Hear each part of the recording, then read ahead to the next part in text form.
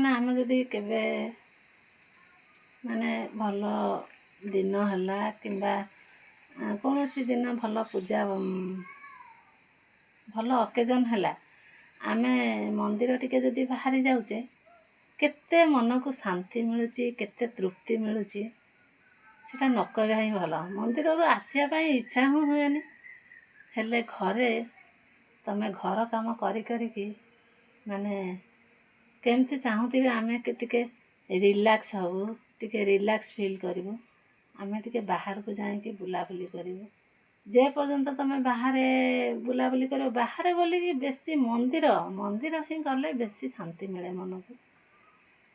ସେଇଠୁ ଆସିବା ପାଇଁ ଇଚ୍ଛା ହିଁ ହୁଏନି।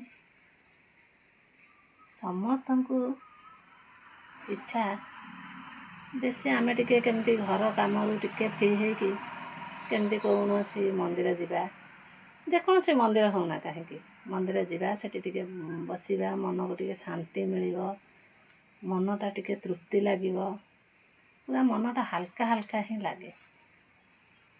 ଯେବେ ବି ମନ୍ଦିର ଯାଉନା କାହିଁକି, ମନଟା ସେଦିନ ଗୋଟେ ମାନେ କେମିତି ଗୋଟେ ଫିଲ୍ ହୁଏ,